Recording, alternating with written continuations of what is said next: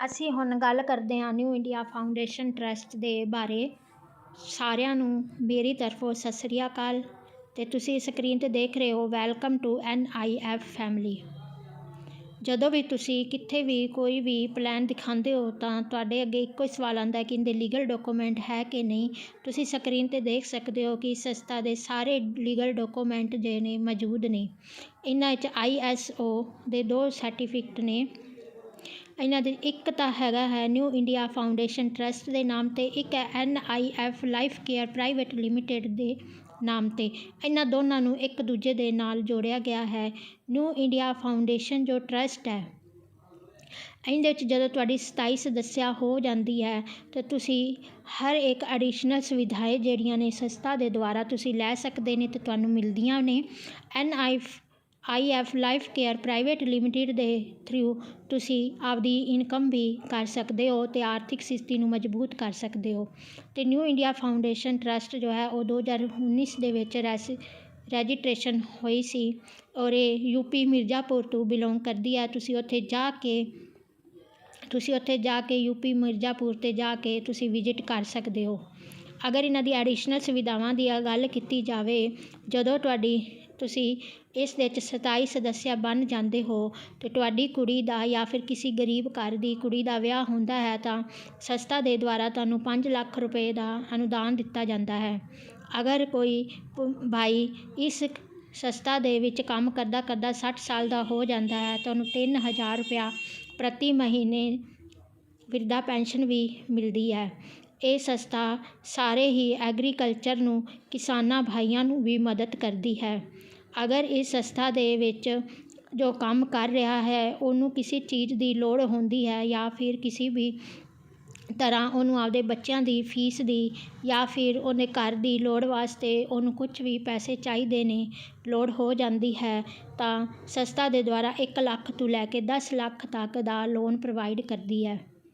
ਅੱਗੇ ਦੇਖते हैं, ਜਦੋਂ ਅਗਰ ਤੁਸੀਂ ਸੰਸਥਾ ਦੇ 27 ਸਦੱਸਿਆ ਬਣ ਜਾਂਦੇ ਹੋ ਔਰ ਕੋਈ ਗਰੀਬ ਘਰ ਹੈ ਜਿਹੜਾ ਕੋਈ ਕਿਸੇ ਦੇ ਘਰ ਦੇ ਵਿੱਚ ਕੋਈ ਬਿਮਾਰ ਹੋ ਜਾਂਦਾ ਹੈ, ਅਗਰ ਉਹ ਕਿਸੇ ਵੀ ਤਰ੍ਹਾਂ ਦੀ ਦਵਾਈ ਲੈ ਨਹੀਂ ਸਕਦਾ ਜਾਂ ਫਿਰ ਜਾਂ ਫਿਰ ਉਹਦੇ 'ਚ ਕੋਈ ਸਾਧਨ ਨਹੀਂ ਹੈ ਉਹਨੂੰ ਹੌਸਪੀਟਲ ਜਾਣ ਵਾਸਤੇ, ਅਤੇ ਇਹ ਐਂਬੂਲੈਂਸ ਵੀ ਪ੍ਰੋਵਾਈਡ ਕਰਦੀ ਹੈ।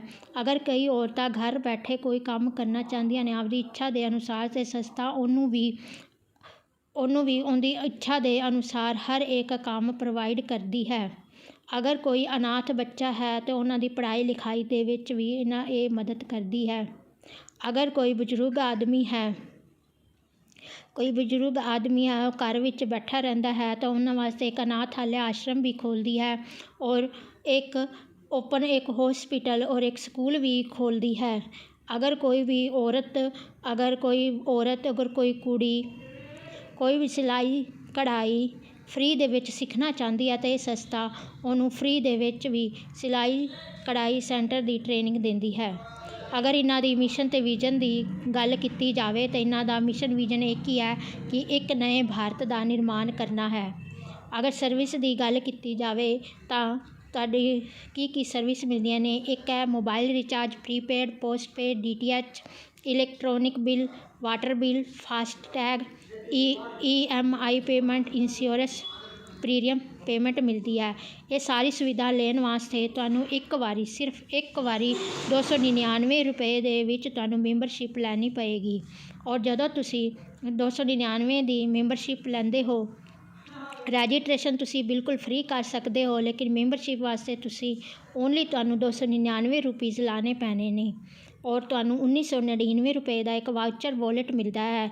ਤਾਂ ਕਿ ਇਹ ਵਾਲਟ ਉਦੋਂ ਉਪਯੋਗ ਕੀਤਾ ਜਾਂਦਾ ਹੈ ਜਦੋਂ ਤੁਸੀਂ ਸੰਸਥਾ ਦੇ ਕੋਲੋਂ ਕੋਈ ਵੀ ਪ੍ਰੋਡਕਟ ਲੈਂਦੇ ਹੋ, ਜਿਵੇਂ ਤੁਸੀਂ 100 ਰੁਪਏ ਦਾ ਪ੍ਰੋਡਕਟ ਲਿੱਤਾ ਅਤੇ ਉਹਦੇ ਵਿੱਚੋਂ 50 ਰੁਪਏ ਦਾ ਤਾਂ ਤੁਹਾਨੂੰ ਪ੍ਰੋਡਕਟ ਮਿਲ ਜਾਂਦਾ ਅਤੇ 50 ਰੁਪਏ ਦਾ ਤੁਹਾਨੂੰ ਇਹਦੇ 'ਚੋਂ ਡਿਸਕਾਊਂਟ ਮਿਲ ਜਾਂਦਾ ਹੈ।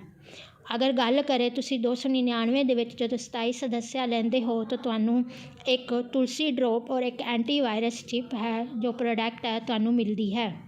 ਅਗਰ ਇਨਕਮ ਦੀ ਗੱਲ ਕੀਤੀ ਜਾਵੇ ਤਾਂ ਤੁਹਾਨੂੰ direct income, level income, utility team, cashback, pension fund bonus, ਸਾਥੀ fund bonus, level booster income ਮਿਲਦੀ ਹੈ।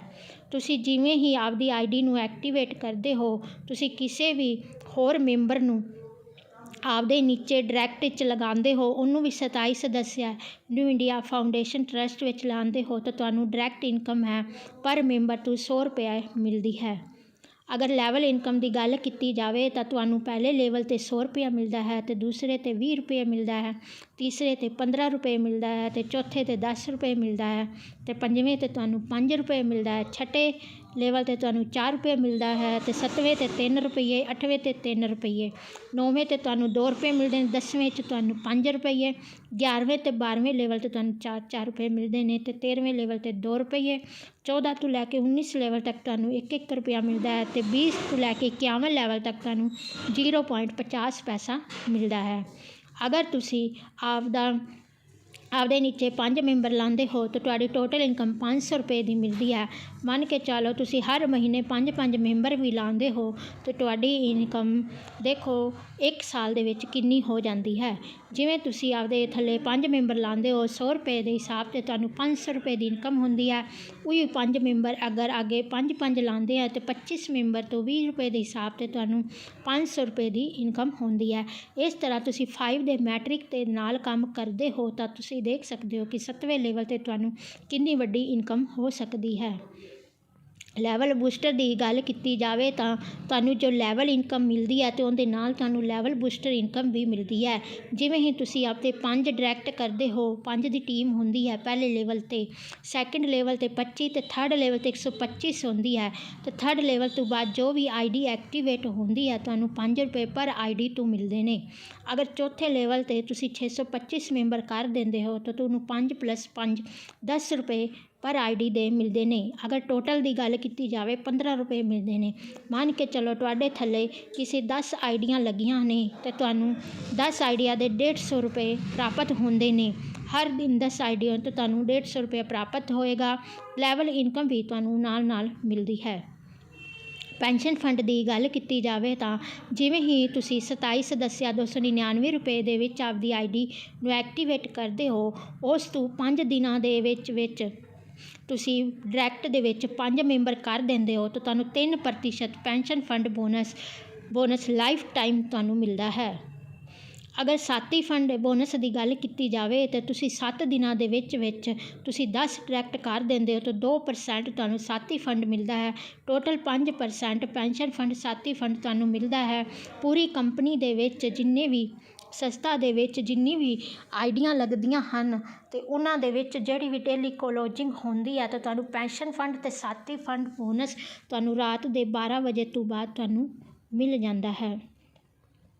ਅਗਰ ਆਪਾਂ ਰੀਪਰਚੇਜ ਟੀਮ ਬੋਨਸ ਦੀ ਗੱਲ ਕਰੀਏ ਤਾਂ ਜਦੋਂ ਤੁਸੀਂ 1 ਤੋਂ ਲੈ ਕੇ 51 ਲੈਵਲ ਤੱਕ ਤੁਹਾਡੇ ਜਿੰਨੇ ਵੀ ਮੈਂਬਰ ਹੁੰਦੇ ਨੇ, ਉਹ ਜੋ ਵੀ ਇੱਕ ਸਵੇਰ ਤੋਂ ਲੈ ਕੇ ਸ਼ਾਮ ਤੱਕ ਜੋ ਵੀ ਸਮਾਨ ਖਰੀਦਦੇ ਨੇ, ਰੀਪਰਚੇਜ ਟੀਮ ਕਰਦੇ ਨੇ, ਸਮਾਨ ਖਰੀਦਦੇ ਨੇ ਅਤੇ ਉਦੋਂ ਤੁਹਾਨੂੰ ਹਰ ਲੈਵਲ ਤੋਂ ਤੁਹਾਨੂੰ ਅਲੱਗ ਇਨਕਮ ਹੁੰਦੀ ਹੈ। ਜਿਵੇਂ ਪਹਿਲੇ ਲੈਵਲ ਤੋਂ ਤੁਹਾਨੂੰ 4%, दूसरे लेवल से 2% और तीसरे लेवल से ले के 13 लेवल तक ਤੁਹਾਨੂੰ 1% ਦੀ ਇਨਕਮ ਹੁੰਦੀ ਹੈ ਅਤੇ 14 ਤੋਂ ਲੈ ਕੇ 19 ਲੈਵਲ ਤੱਕ 0.75% ਦੀ ਇਨਕਮ ਹੁੰਦੀ ਹੈ। 20 ਤੋਂ ਲੈ ਕੇ 51 ਲੈਵਲ ਤੱਕ ਤੁਹਾਨੂੰ 0.50% ਦੀ ਇਨਕਮ ਹੁੰਦੀ ਹੈ।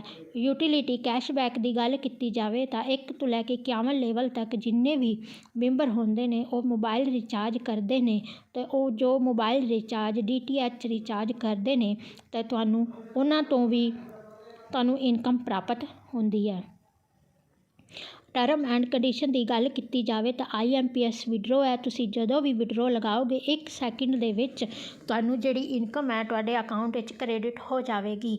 ਇੰਸਟੈਂਟ ਕਲੋਜ਼ਿੰਗ ਹੈ ਅਤੇ 5% TDS ਕੱਟਦਾ ਹੈ ਅਤੇ ਹੈਂਡਲਿੰਗ ਚਾਰਜ 5% ਹੈ। ਤੁਸੀਂ ਮਿਨੀਮਮ ਵਿਡਰੋ ਜਿਹੜਾ ਹੈ ਉਹ 100 ਰੁਪਏ ਦਾ ਲਗਾ ਸਕਦੇ ਹੋ। ਅਚੀਵਮੈਂਟ ਕੀ ਬਾਤ ਕੀ ਜਾਏ, ਅਚੀਵਮੈਂਟ ਦੀ ਗੱਲ ਕਰਦੇ ਹਾਂ ਕਿ ਦੇਖ ਸਕਦੇ ਹੋ ਕਿ ਸੰਸਥਾ ਦੇ ਕੋਲ ਕਿੰਨੇ ਅਚੀਵਮੈਂਟ ਨੇ। ਹਰ ਇੱਕ ਅਚੀਵਮੈਂਟ ਦਾ ਹਰ ਇੱਕ ਇਹਨਾਂ ਕੋਲ ਸਰਟੀਫਿਕੇਟ ਹੈ। ਅਗਰ NI ਫੈਮਿਲੀ ਦੀ ਗੱਲ ਕੀਤੀ ਜਾਵੇ ਤਾਂ ਇਹ ਹਰ ਦੇਸ਼ ਦੇ ਵਿੱਚ ਹਰ ਰਾਜਾਂ ਦੇ ਵਿੱਚ ਫੈਲਾ ਹੋਇਆ ਹੈ। ਤੁਸੀਂ ਦੇਖ ਸਕਦੇ ਹੋ ਕਿ ਇਹਨਾਂ ਦੇ ਵਿੱਚ ਅਲੱਗ ਟੀਮ ਵਿੱਚੋਂ ਅਲੱਗ ਮੈਂਬਰ ਇਹਨਾਂ ਵਿੱਚ ਹੈਗੇ ਹਨ। ਅੱਗੇ ਅਸੀਂ ਦੇਖਦੇ ਹਾਂ ਕਿ ਇਹਨਾਂ ਦਾ ਅਕਾਊਂਟ ਨੰਬਰ IFSC ਕੋਡ ਹੈ, ਬੈਂਕ ਅਕਾਊਂਟ ਨੰਬਰ ਹੈ ਔਰ ਬੈਂਕ ਨੇਮ ਵੀ ਹੈ ਔਰ ਗੂਗਲ ਪੇ ਨੰਬਰ ਵੀ ਹੈ। ਤੁਸੀਂ ਇਸ ਦੇ ਨੰਬਰ ਦੇ ਵਿੱਚ ਕਾਲ ਵੀ ਕਰ ਸਕਦੇ ਹੋ ਅਤੇ ਇਸ ਨੰਬਰ ਦੇ ਵਿੱਚ ਤੁਸੀਂ ਆਪਣਾ ਪੇਮੈਂਟ ਕਰਕੇ ਤੁਸੀਂ ਆਪਦੀ ID ਵੀ ਐਕਟੀਵੇਟ ਕਰਵਾ ਸਕਦੇ ਹੋ। ਕੰਟੈਕਟ ਅਸ ਤੁਸੀਂ ਦੇਖ ਸਕਦੇ ਹੋ, ਇਹਨਾਂ ਦੀ ਵੈਬਸਾਈਟ ਵੀ ਦੇਖ ਸਕਦੇ ਹੋ, ਈਮੇਲ ਐਡਰੈਸ ਤੁਸੀਂ ਦੇਖ ਸਕਦੇ ਹੋ। ਇਹਨਾਂ ਦਾ ਐਡਰੈਸ ਜੋ ਹੈ head office 1st floor Hariom complex Varanasi Shakti Nagar road Narayanpur Mirzapur Uttar Pradesh है। नीति आयोग नंबर दिया हुआ है इनका और रजिस्ट्रेशन नंबर भी दिता होया है और हेल्पलाइन नंबर भी दिता होया है। तुसी इन्हां दे विच कॉन्टैक्ट भी कर सकते हो। Thank you so much. मैनू उम्मीद है कि तुहानू ये प्लान बहुत वधिया लग्या होवेगा और तुहानू पूरी तरीके से पूरी तरह समझ भी आया होवेगा। धन्यवाद। जय हिंद।